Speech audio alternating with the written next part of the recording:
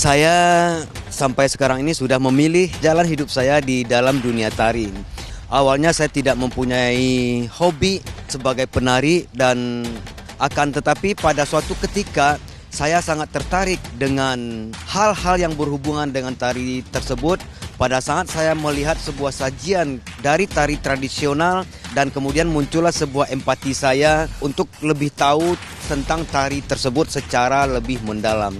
Terus kemudian pun saya langsung ikut atau lebih untuk menggali ilmu di dalam dunia tari tersebut sehingga saya memilih untuk berkuliah di jurusan tari.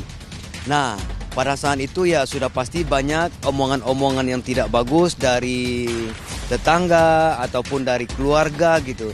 Karena saya sebagai laki-laki masuk di jurusan tari ya itu dulunya itu termasuk hal yang agak aneh gitu loh. Masa iya laki-laki masuk ke jurusan tari.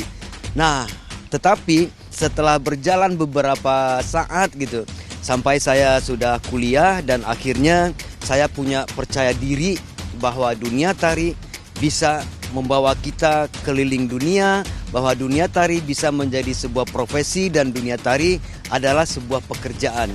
Sehingga keyakinan saya hidup di dalam dunia tari ini semakin kuat. Karena kalau kita melakukan aktivitas dan kreativitas di dalam dunia tari berarti kita sudah ikut berjuang untuk memperjuangkan seni dan budaya yang menjadi sebuah kekuatan di negeri kita ini.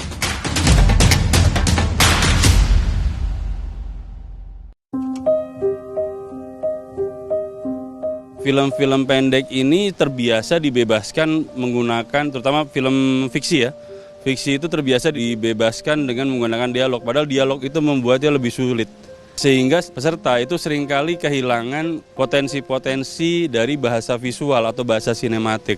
Nah ini yang justru kita coba push ya, kita dorong bahwa teman-teman harus bisa memaksimalkan potensi-potensi visual, potensi bahasa visual. Makanya kenapa kita melarang menggunakan speech ya. Speech itu di dalamnya ada dialog, monolog, jadi udah nggak boleh tuh dialog, monolog, narasi, direct address, atau bahkan intertitle ya. Intertitle menggunakan tulisan yang panjang nggak boleh.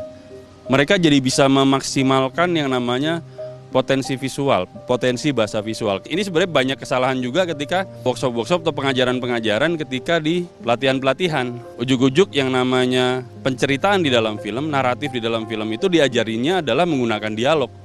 Bukan kemudian bagaimana menyusun deskripsi visualnya, peristiwa-peristiwa secara visual dulu. Perbedaan dengan teater, kalau teater dialog itu melahirkan peristiwa, di film itu kebalikannya. Justru peristiwa dulu yang harus kita paparkan, yang kemudian berdampak adanya dialog. Tapi sebenarnya teman-teman bisa menonton apapun dengan catatan adalah coba hilangkan dulu kesan kita tahu. Jadi hitungannya kalau kita nonton, kita nolin dulu deh ilmu kita. Kita lihat aja dulu, kita terima, kita serap. Nah sehingga dari situ semoga banyak hal yang bisa kita tangkap ya. Kita bisa masukkan, kita bisa memberi banyak ilmu lagi buat kita.